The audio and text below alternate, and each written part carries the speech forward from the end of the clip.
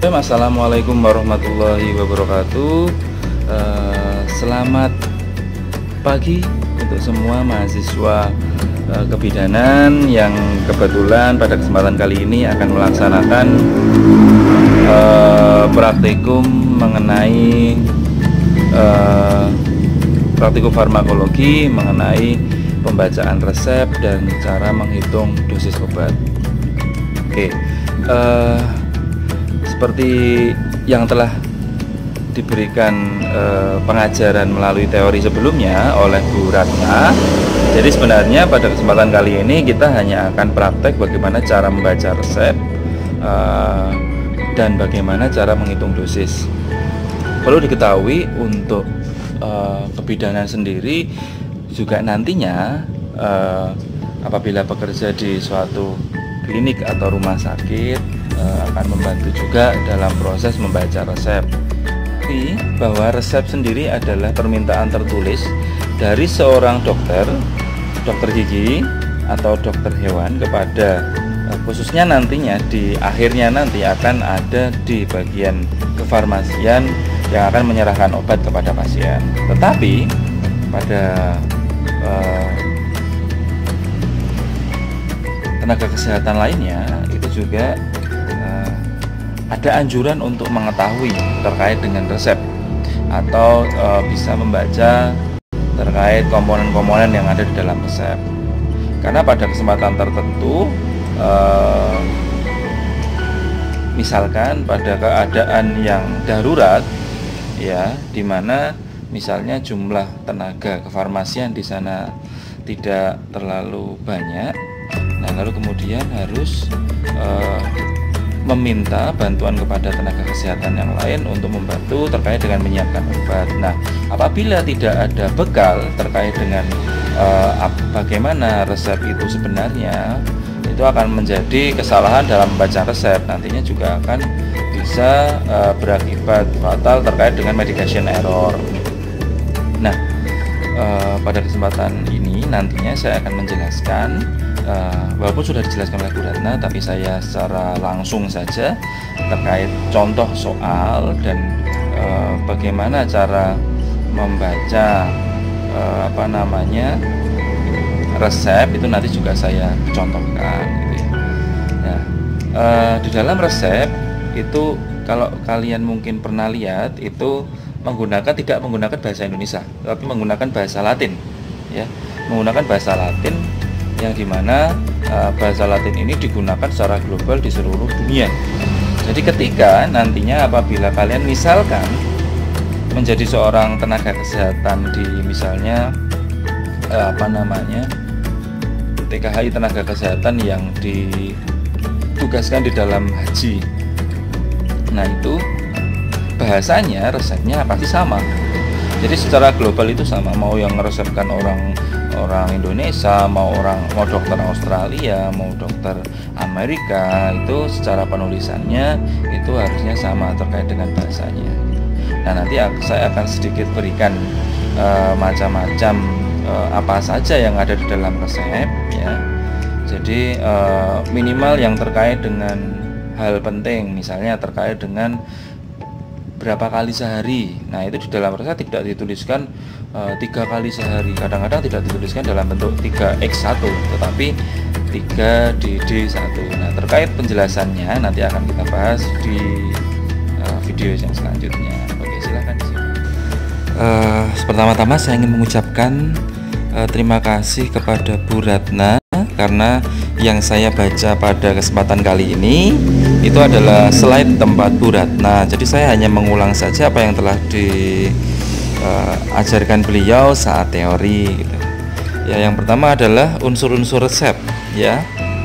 Jadi saya langsung ke dalam unsur-unsur resep.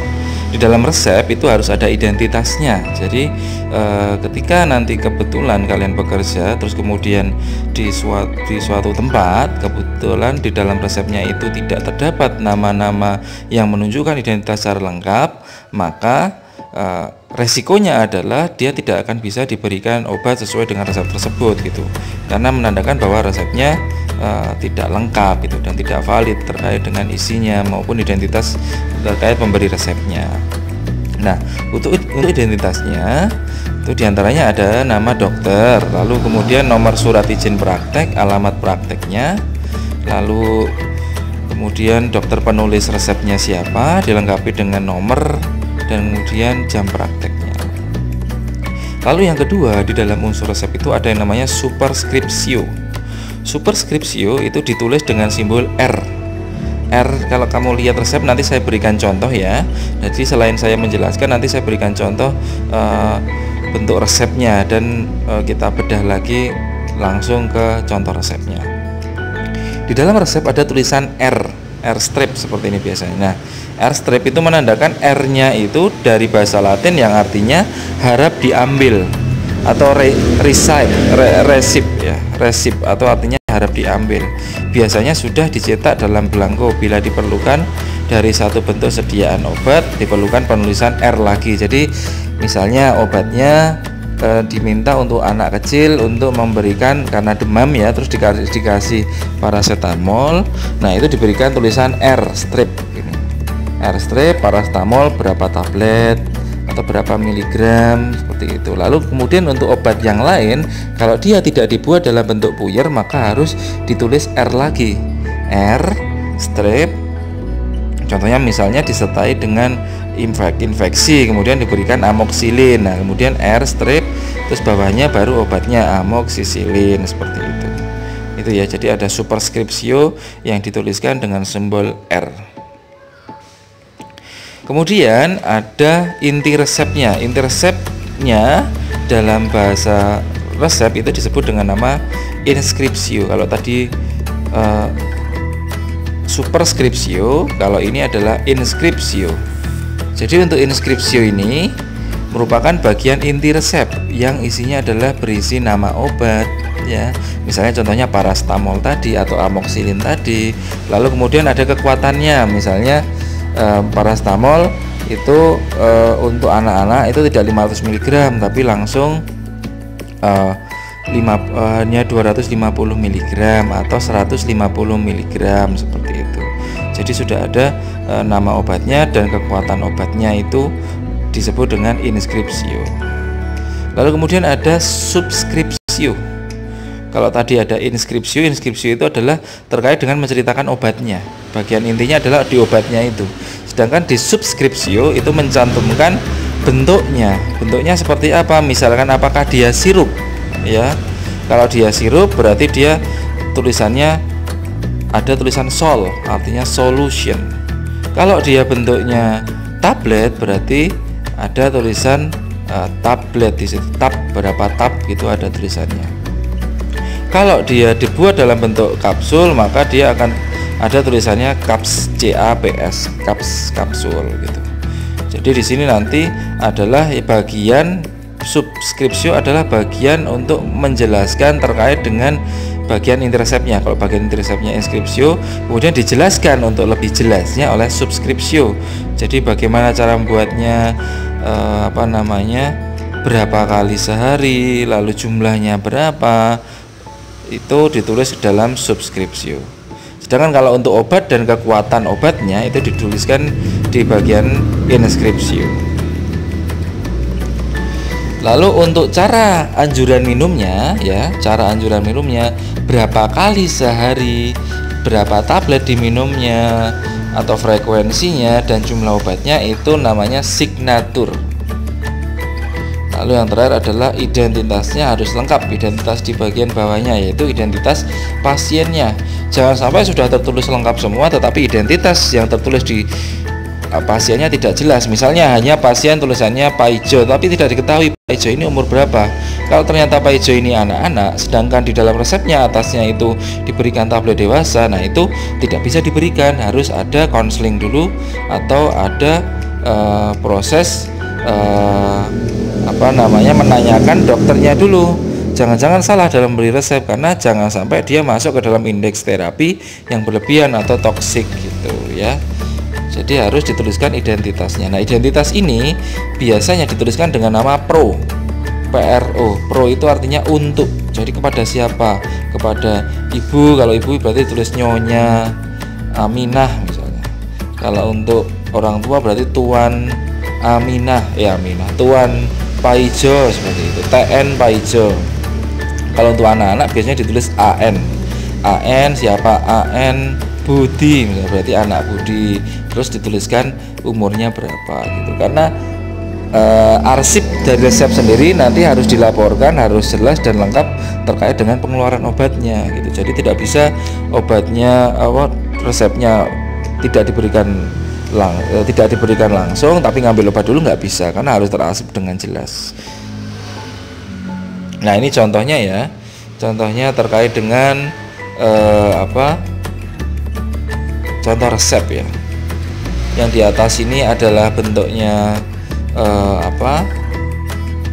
keterangan identitas, lalu kemudian ada superskripsio di sini.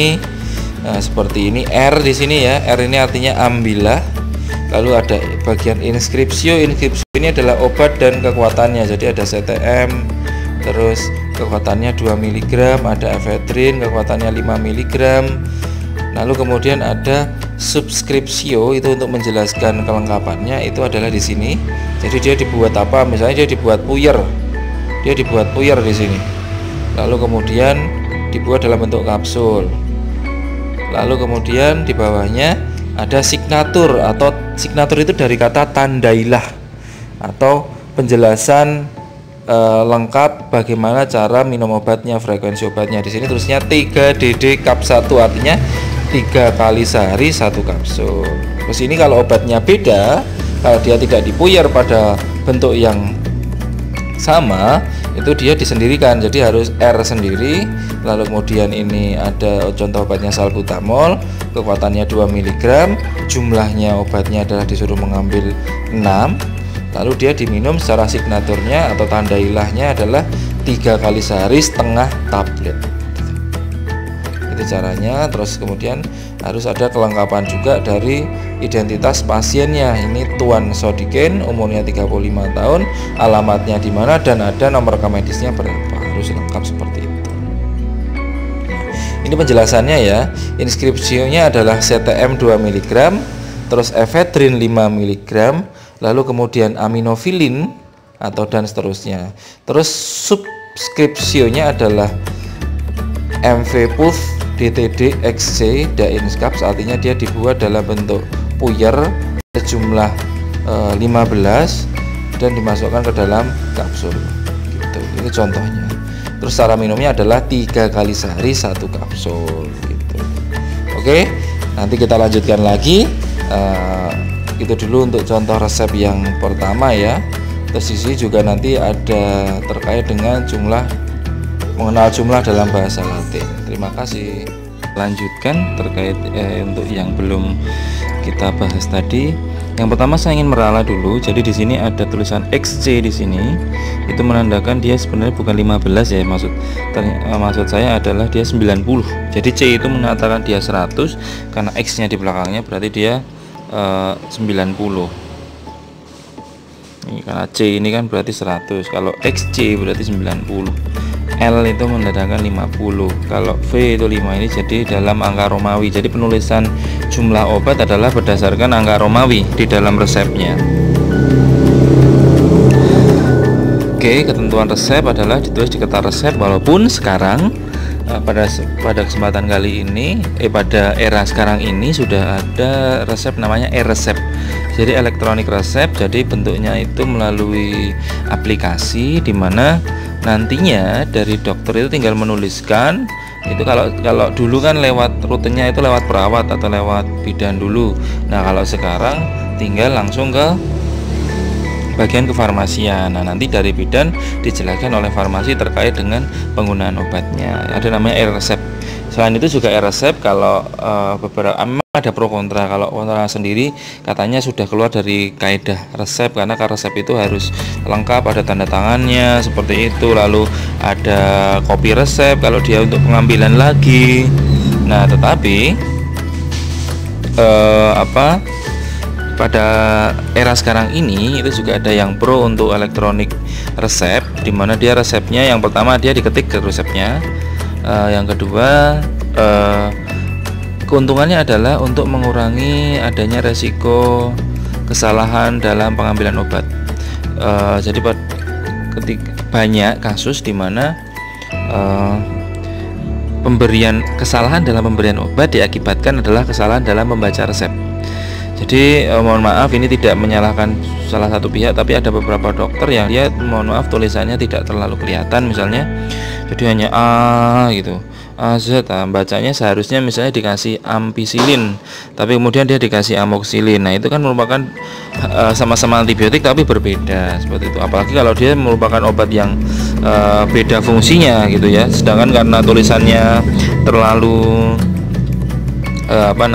terlalu mohon maaf tidak jelas, sehingga malah mengakibatkan pembacaannya dan kesalahannya bisa terjadi seperti itu. Nah di dalam resep itu juga bisa diberikan keterangan, misalnya ini untuk pasien yang membutuhkan resep duluan. Nah itu biasanya dokter selalu memberikan keterangan di sini adalah cito atau urgent. Cito itu artinya ayo segera gitu, jadi disegerakan pelayanan segera, atau PIM, periculum in mora, jadi berbahaya bila ditunda, benar-benar bisa membahayakan jiwa atau sedang operasi misalnya.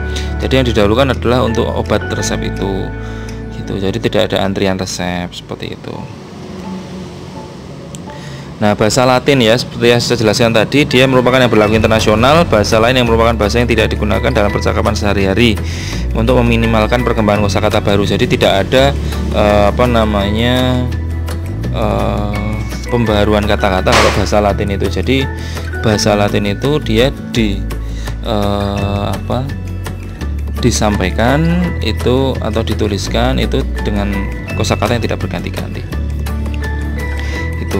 Dan juga minimalisir adanya dualisme pengertian, karena jangan sampai dia artinya misalnya kalau pakai bahasa Inggris, sedangkan kan Inggris itu ada yang British, ada yang American gitu ya, itu kan juga nanti berbeda juga. Makanya sudah disepakati dari awalnya internasional itu menggunakan bahasa Latin. Untuk kaidah penulisan resep itu harus jelas, misalnya dia harus gram ya tulis gram, kalau miligram ditulis miligram gitu.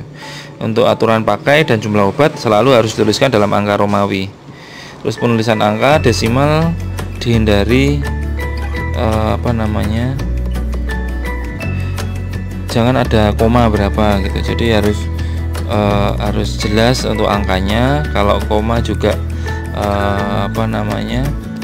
harus jelas, jangan sampai dia komanya itu misalnya seperti ini, harusnya dia menimbang 0,01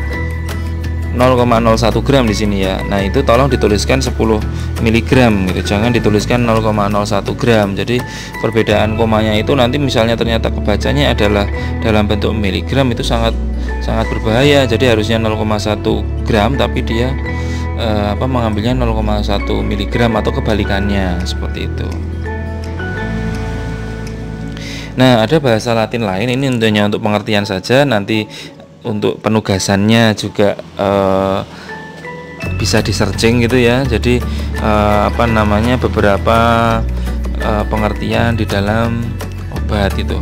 Jadi dalam resep obat yang pertama adalah C besar. Itu kalau di dalam aturan pemakaiannya, di dalam subscriptio itu ada tulisannya, misalnya biasanya ini untuk sirup. Jadi kalau dia solution atau sirup itu dia ada tulisannya adalah dalam bentuk C. C di sini artinya koklear. Koklear itu sendok makan. Nah, jadi kalau ada pertanyaannya sendok makan itu berapa miligram, itu berarti 15 mili.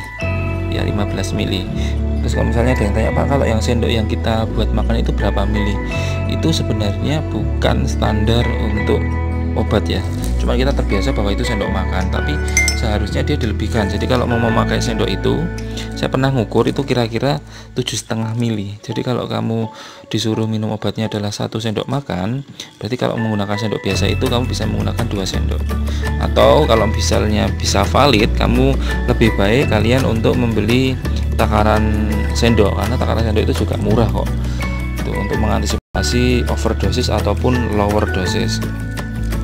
Nah terus yang kedua adalah CTH. CTH ini artinya cochlear T.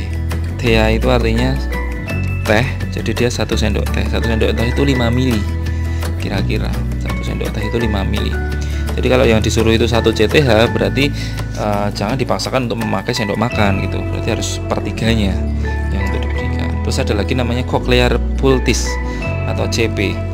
Itu untuk sendok bubur itu 8 mili, tapi jarang digunakan, biasanya hanya yang sendok makan ataupun yang sendok teh.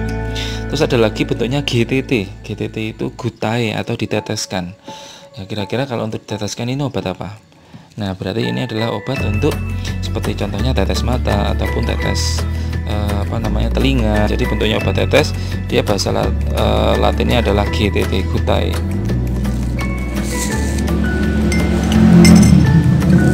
Untuk signa pemakaian, aturan pakai yang sering digunakan itu ada beberapa. Kalau dituliskan di situ S.SDD itu artinya signa itu tandailah untuk diminum. SDD itu artinya smell dedai atau sekali sehari. Smell itu angka Romawi yang angka Latin untuk 1. Sedangkan untuk BDD atau bis dedai, bis itu artinya 2 kali sehari, atau bisa ditulis bis indai. Jadi indai atau dedai itu artinya adalah dalam sehari atau kali sehari berapa kali. Terus kalau 3 kali itu TDD atau terdedai, 3 kali sehari.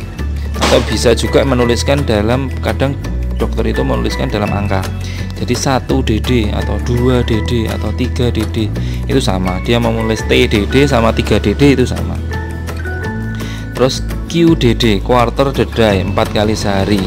Terus ada SNS, sinikes atau jika perlu, atau biasanya juga yang paling sering itu PRN.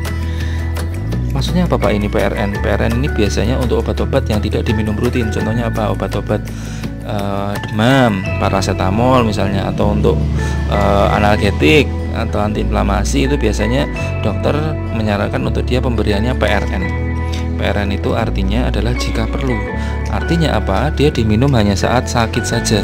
Jadi misalnya tulisannya paracetamol 3 kali sehari, terus ada bawahnya tulisannya PRN, artinya dia pemberiannya tidak terus harus dihabiskan. Jadi yang kalau harus dihabiskan itu antibiotik. Tapi kalau untuk paracetamol contohnya itu dia diberi keterangan PRN, artinya pro renata, atau diminum jika perlu atau jika sakit saja.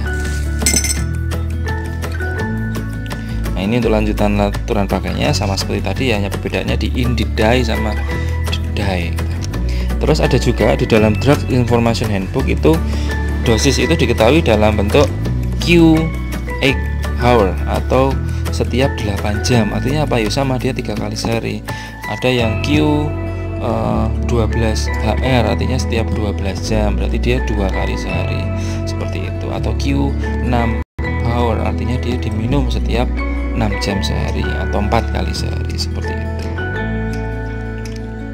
Nah, ini untuk yang lain ya, ini untuk pengertian saja.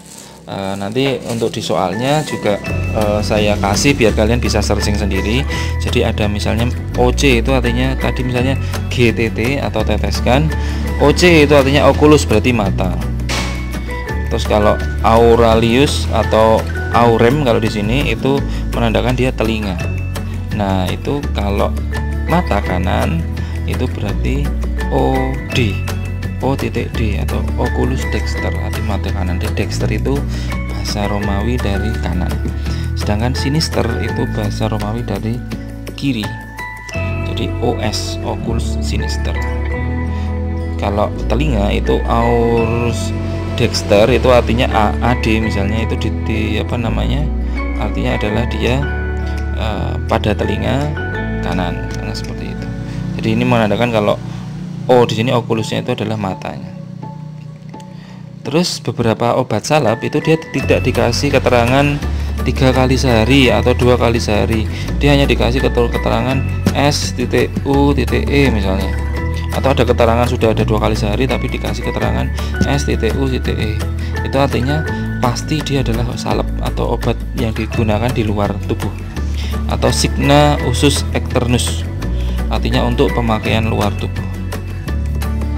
Terus kalau untuk UC, usus cognitus, itu adalah pemakaiannya diketahui. Jadi harus diketahui dosisnya berapa. Misalnya dia apa, bentuknya salep yang sudah terbagi itu pemakaian luar itu dia diberikan usus cognitus. Sedangkan kalau externus itu pemakaian luar yang biasanya contohnya bedak tabur atau apa. Jadi kan tidak ada dosis yang jelas. Nah, ini ada juga misalnya OM, omnimane atau tiap pagi. ON, omninikte tiap malam. Terus PC, post koenam, artinya sesudah makan. Post itu sesudah, makanya ada namanya post test ya, berarti tes setelah. Terus kalau pre test itu sebelum ya, tapi pre itu kan bahasa Romawi Latin yang sudah masuk ke Inggris. Jadi untuk yang sebelum makan itu di sini bukan pre koenam tapi ante koenam. Kalau sudah makan post koenam, kalau sebelum makan ante koenam, kalau saat makan durante koenam, DC. Kalau setiap pagi, saya ulangi lagi, OM, omnimane. Kalau setiap malam, omninikte. Nikte itu seperti naik ya, naik itu kan malam. Nah ini nikte, ini berarti dia tiap malam. Oke, lalu bisa juga misalnya pemberiannya dia tidak dituliskan 2 kali sehari, tapi dituliskan MET Ves, artinya mane et ves vere, atau dia diberikan pagi dan sore pemberiannya. Terus ante nocte, artinya dia ante itu sebelum, seperti tadi. Nocte itu artinya dia sebelum tidur. Kalau nikte itu malam, kalau nocte itu sebelum tidur atau sebelum malam juga bisa, tapi kan biasanya dia di malam hari dan sebelum tidur pemberiannya. Nah, kenapa yang sering ditulis ada signa, itu artinya ditandai. Terus ini hora somni, waktu tidur. Nocte seperti tadi, malam hari. Terus ada IMM, in manus medicine. In mane medicine artinya untuk pemakaian kalangan sendiri, untuk kalangan medis. Misvak ada tulisannya MF, kalau pernah lihat ya, itu sebenarnya ya penting juga sih, artinya dia campur dan buatlah, biasanya dia buyar. Miscevak, dia campur dan buatlah. Ada tulisan at di sini, bukan at, jadi AD-nya itu ada di dalam miscevaknya ini, berarti dia sampai berapa mili misalnya. Nah ini contohnya, RPCT 500 no X. Artinya ini kalau saya bahasakan adalah R itu artinya ambillah paracetamol, dosisnya 500. Bu, ini kok nggak ada, atau Pak nggak ada tulisan miligram atau apa. Nah berarti kalau tidak ada tulisannya miligram, hanya seperti ini, berarti dia otomatis miligram. Tapi kalau gram dia harus dituliskan gram. Tapi kalau untuk standar satuan internasionalnya dia dituliskan miligram. Jadi kalau tidak dituliskan satuan seperti ini, otomatis dia miligram. Jadi ambillah paracetamol 500 mg sejumlah 10 tablet. Terus ini sig S2DD1AC, artinya signa itu artinya tandailah atau diberikanlah 2 kali sehari. 2DD itu DD itu artinya berapa hari sehari. D2 itu artinya 2 kali, jadi 2 kali sehari. 1 itu artinya 1 tablet ya. AC itu sebelum makan, ante koenam. Kalau di sini tadi tulisannya PC, berarti dia post koenam atau setelah makan. Ini contoh lagi. Ini jelas kalau ada tulisan CTH itu berarti dia sirup. Ini ada tulisannya miligram sirup FL. Itu artinya dia botol ya. Jadi contohnya R, ambillah sirup CVPIM 250 mg botol, 1 botol, yang cara minumnya adalah 2 kali sehari 1 sendok teh. Seperti itu. Nah ini contohnya lagi, Misvak da pulf DTD. Pulf ini artinya dia puyer, pulveres itu artinya dia puyer. DTD itu sesuai dengan takarannya dan dibuat menjadi 15. Jadi semua obatnya, misalnya satu bagian untuk puyer itu semua diambil, butuh berapa, misalnya 2 tablet 3 tablet, dicampur, dipuyer, terus kemudian dia dibagi menjadi 15 bagian seperti itu ya. Kalau dia tidak ada tulisannya DTD, hanya DD, berarti dia tidak tidak dikalikan gitu. Oke, itu ya. Nah, ini menjelaskan keterangan resep, nanti kita belajar bersama-sama. Nah, ini nanti ini contohnya sudah diberikan kepada Bu Ratna. Mungkin nanti kita belajar ada soal untuk praktikumnya. Untuk salinan resep ini biasanya memang harus dari apoteker ya. Jadi apoteker bahwa resep itu bisa disalin, misalnya untuk pengambilan lagi, mengulangi, tidak perlu dia ke dokter. Jadi dia sudah sama dokter ditandai dia berapa kali bisa mengulang resepnya. Itu contoh membuat tropi resep nih.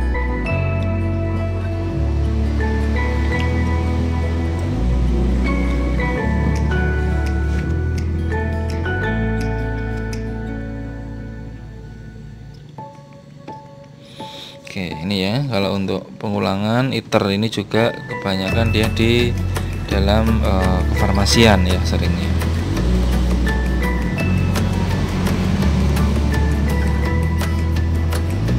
Oke, ini ada beberapa.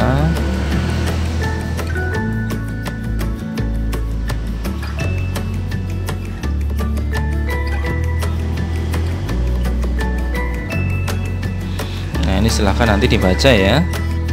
Intinya itu untuk pembacaan resep, nanti kita langsung praktek saja biar kalian bisa mudah untuk mengetahuinya. Itu ya, saya ucapkan lagi terima kasih kepada Bu Ratna atas slide-nya karena saya membantu dalam penyampaiannya saja. Terima kasih.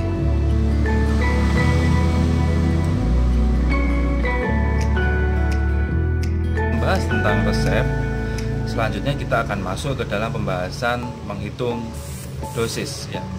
Menghitung dosis obat, terutama nanti dosis obatnya akan dihitung untuk anak-anak ya, dosis pada anak-anak ada rumusnya, dan juga nanti akan membahas tentang bagaimana menghitung dosis untuk terkait dengan obat injeksi termasuk infus ya, karena nantinya seorang bidan harus bisa melakukan perhitungan obat khususnya terutama pada proses-proses urgent, misalnya persalinan gitu, jangan sampai ada kesalahan dalam pemberian dosis obat gitu ya.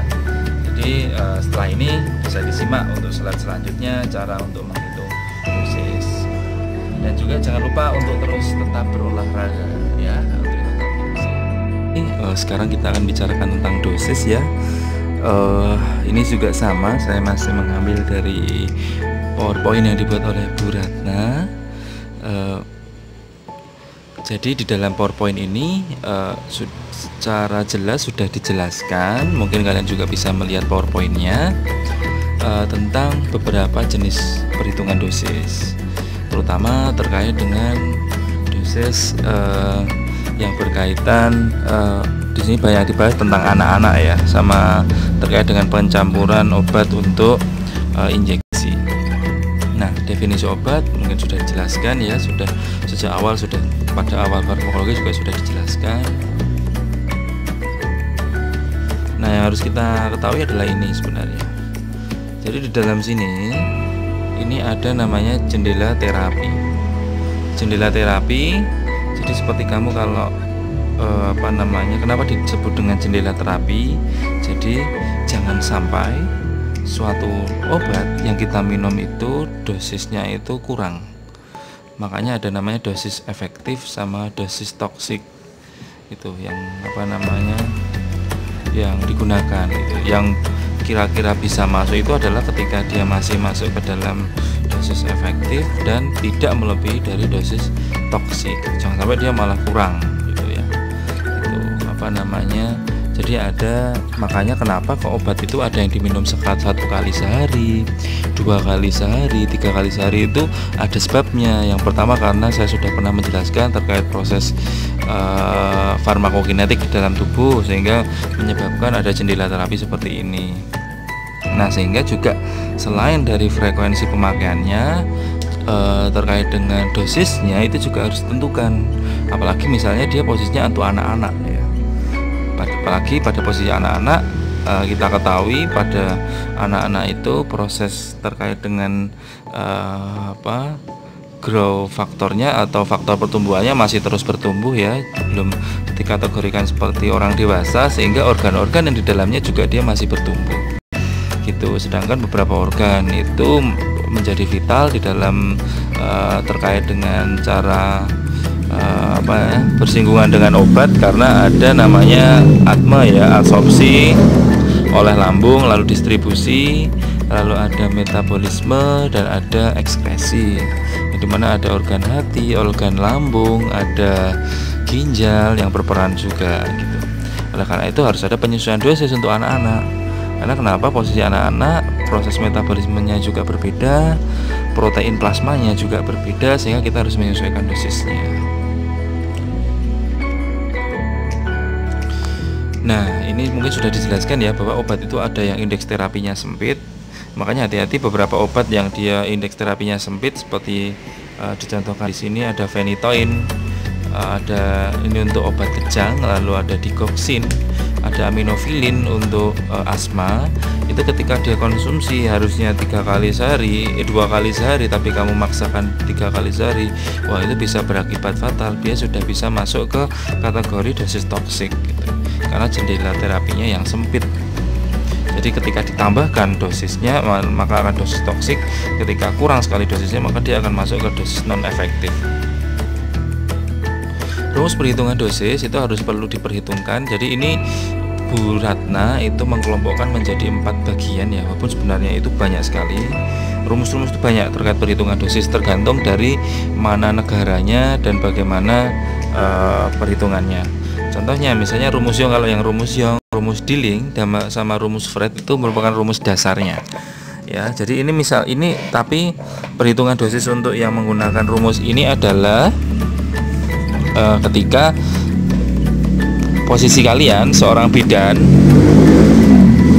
atau seorang tenaga kesehatan itu berada di suatu tempat yang dimana dia minim akses internet. Yang pertama untuk mengakses informasi ini, lalu minim juga buku atau literasi, sehingga sulit untuk menghitung ini sebenarnya kalau untuk anak umur 10 tahun atau untuk anak 6 tahun itu dosisnya misalnya dia paracetamol seperti apa.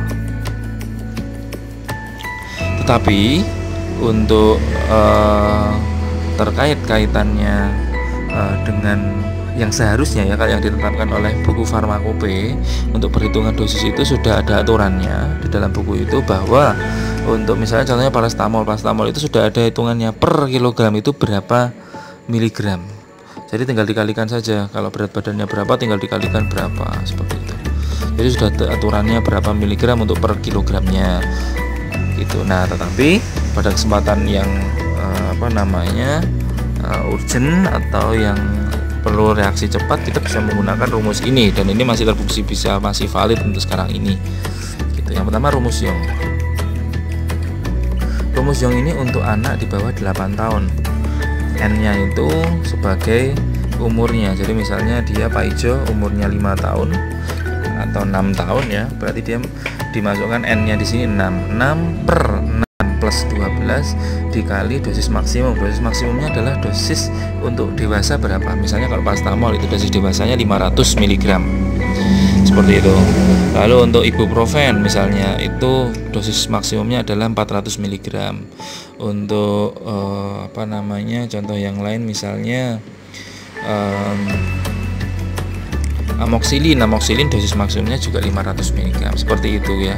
Jadi dosis maksimum, wah Pak tapi kita nggak hafal ya, nggak apa-apa, nanti misalnya diujiankan dalam ujiannya atau misalnya ada responsinya itu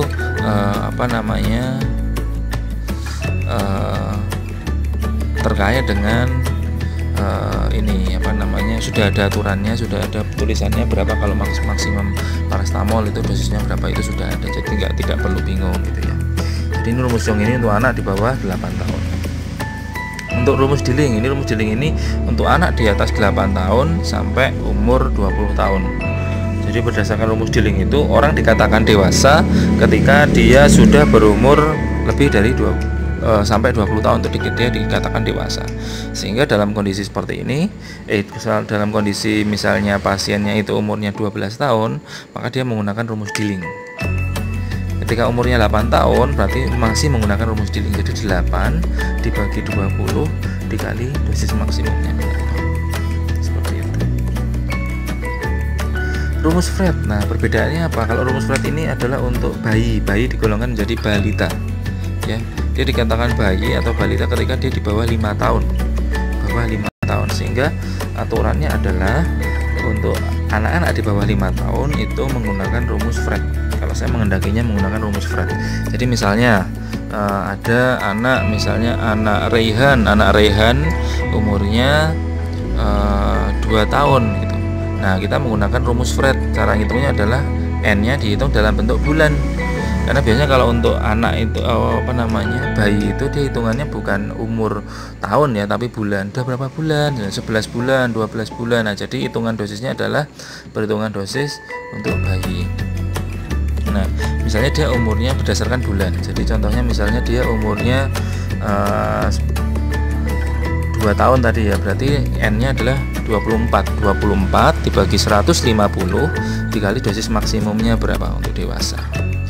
Itu ya, jadi dosis maksimumnya 500 mg misalnya, jadi N-nya itu 24 dibagi 150 dikali 500 mg. Jadi ketemu dalam miligram untuk anak tersebut. Nah, terus ada lagi adalah dosis untuk berat badan. Berat badan ini ada 2 ya sebenarnya, ada 3 sebenarnya. Ada, kalau termik ini yang mendekati di Indonesia soalnya. Jadi termik ini dia untuk yang diambil dari peneliti Jerman ya, termik ini. Lalu untuk ada lagi yang dia rumus Clark ya, tapi rumus Clark yang dari Amerika itu dia tidak menggunakan kilogram, karena kalau orang sana itu menggunakan pon, sehingga harus diubah dulu menjadi pon baru dihitung dikalikan. Sedangkan kalau termik itu cukup dari kilogram saja. Jadi misalnya N-nya itu dalam kilogram. Contohnya misalnya anak usia 3 tahun tapi berat badannya 35 atau 30 kg. Nah, nanti N-nya ini diisi dalam kilogram. Jadi pembilangnya di sini 70 ini adalah menurut termik, rumus termik itu seorang itu dikatakan dewasa ketika berat badannya 70 kg. Nah, ketika ada pertanyaan, kira-kira kalau ada pasien datang ya, umurnya 3 tahun seperti tadi, terus berat badannya 35 kg, kita memakai yang berat badan atau yang umur, Pak? Saya lebih prefer adalah menggunakan yang berat badan, karena berat badan itu lebih detail hitungannya terkait dengan kondisi metabolisme, kondisi profil lemak di dalam tubuh, profil protein di dalam tubuh, itu berpengaruh terhadap metabolisme obat gitu ya. Karena sekali lagi metabolisme protein maupun lemak ataupun gula itu juga terkait dengan adanya metabolisme di dalam tubuh gitu. Nah, oleh karena itu ketika diketahui umur sama diketahui berat badan, umurnya tidak perlu dihiraukan lagi, sehingga langsung menggunakan yang berat badan gitu ya. Jadi besok nanti kalau ada soal bisa menjawabnya, kalau ada umur dan berat badan silakan menggunakan berat badan. Ketika menggunakan umur itu ketika tidak ada timbangan misalnya, terus sulit kita mengetahui ini berat badannya berapa, lupa nggak ditimbang, urgent juga, kita bisa menggunakan umur. Karena bisa jadi dia umurnya sama-sama 5 tahun tapi berat badannya beda, sehingga profil lemak dalam tubuhnya juga berbeda gitu ya. Oke, terus kemudian ini ada beberapa contoh soal, nanti silahkan untuk dikerjakan ya. Nanti juga ada soal yang akan kalian kerjakan di Google Classroom.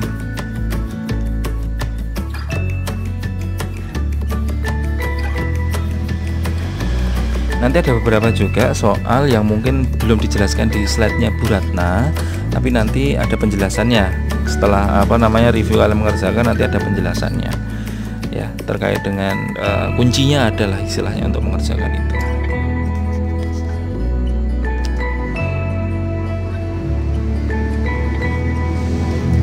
Nah, ini contohnya, ini sudah ada terangannya ya, dicontohkan oleh Bu Ratna. Berapa mili yang Anda ambil jika terus dalam kemasan obat di rumah si ibu adalah Sanmol Forte dengan dosis 250 mg per 5 mili. Nah, ini berarti perhitungan untuk kira-kira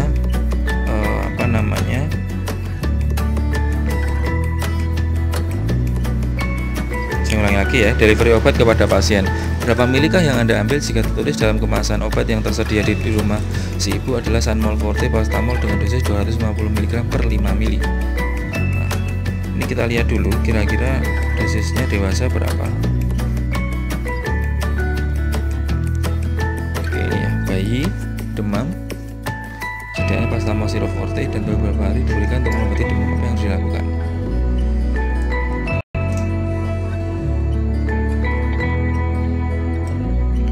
Umur bayi adalah 2 tahun dengan berat badan 10 kg. Jadi langsung menggunakan berat badan 10/70 dikali berapa? 500 mg untuk paracetamol misalnya. Ini dosis lazimnya adalah 500 mg. Kalau menggunakan rumus dengan umur 2 tahun tadi, kita bisa menggunakan rumus kalau ini dicontohkan oleh Brata menggunakan Young lah. Tapi bisa juga prefer menggunakan Fred. Kalau saya menggunakan Fred karena kalau bayi sendiri itu kan dia sudah ada aturannya untuk rumus Fred itu berdasarkan bulan gitu ya. Untuk 2 tahun itu kan masih kategori dia masih toddler ya istilahnya. Jadi perlu perlu dosis untuk yang menggunakan rumus Fred. Yang delivery obat kepada pasien itu ini contohnya dengan dosis 250 mg per 5 mili. Ini kalau ada tulisan seperti ini di dalam wadahnya berarti dalam 5 mili sirup itu ada dosisnya 550 mg. Nah, itu apabila dia diminta untuk memberikannya 72 mg tadi contohnya ya. 72 mg itu berarti berapa mili? Nah, berarti kamu harus menghitung dalam 1 milinya berapa. Nah, misalnya dia dalam 5 mili itu 250 mg, berarti per milinya ada 50 mg. Tinggal dibagi saja, 72 dibagi 50 berarti 1, berapa mili kira-kira, walaupun sangat jarang dia diberikan jumlah segitu atau ini jumlahnya jadi 1,45 mili. Walaupun jarang sekali kamu mau ngambil sirup bentuknya 1,45, tapi minimal kamu bisa dalam menghitungnya. Contoh perhitungan obat antibiotik untuk anak. Yang jelas antibiotik itu harus dihabiskan ya, dan juga dia bentuknya biasanya serbuk dan harus diberikan encerkan air dulu agar dia nanti menjadi cair untuk bisa diberikan, karena mudah rusak juga kalau untuk antibiotik.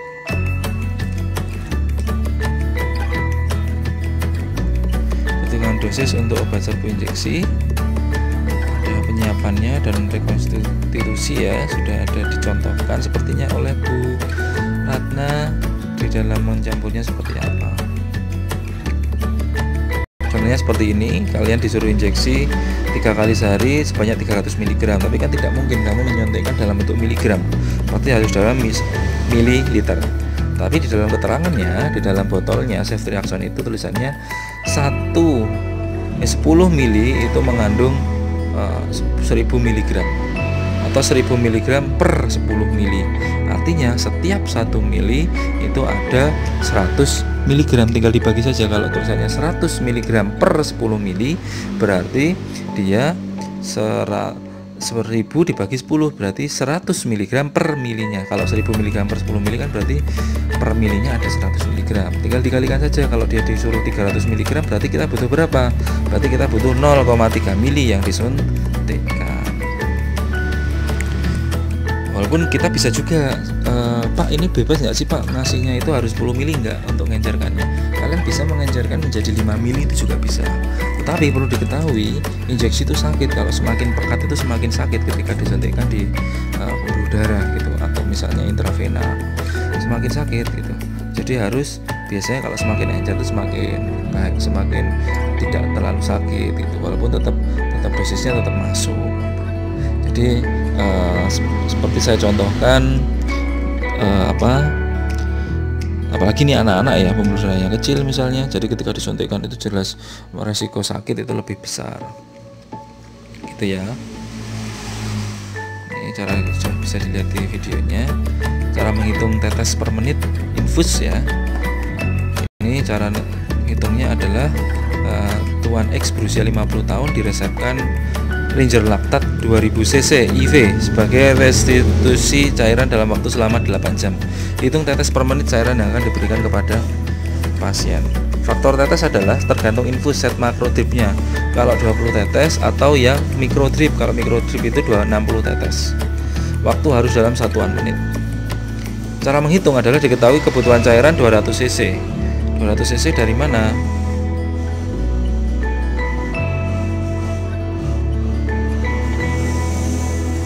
Kebutuhan cairan misalnya diketahui ya, jumlah kebutuhan cairan 200 cc. Terus digunakan makro drip yang faktor tetesnya 20 tetes, sehingga waktu yang dibutuhkan 8 jam. Mohon maaf. Jadi untuk waktunya di sini karena dia 8 jam ya. Jadi karena dia aturannya per menit ya. Waktu harus dalam satuan menit, sehingga waktunya 8 jam dikali 60 menit sekitar 480 menit. Untuk rumusnya, tetes per menitnya adalah 2000 cc dikali 20 tetes karena menggunakan infuset makro drip dibagi 480 menit. Jadi kira-kira per menit itu ada 83,30 tetes per menit. Dalam 10 detik kita memberikan berapa tetes?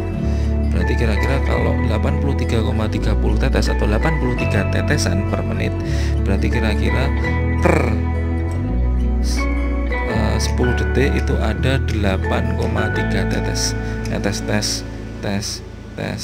Tes seperti itu. Untuk rumusnya tergantung faktor makro dripnya sama faktor kebutuhan cairannya.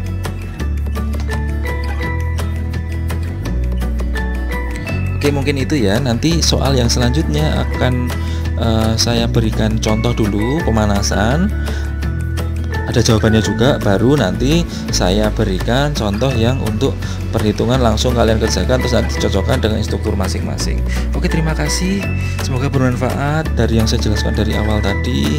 Tolong bantuan juga untuk subscribe dan like juga ya. Jadi siapa tahu nanti saya bisa mengembangkan, karena ini salah satu istilahnya dengan kejadian WFH seperti ini, work from home, kita harus berupaya untuk bagaimana kita meninggalkan jejak pengajaran kita untuk nanti bisa diakses lebih mudah oleh mahasiswa. Oke, kurang lebihnya saya mohon maaf. Wabillahi taufiq wal hidayah. Wassalamualaikum warahmatullahi wabarakatuh. Semoga sehat selalu untuk kita semua.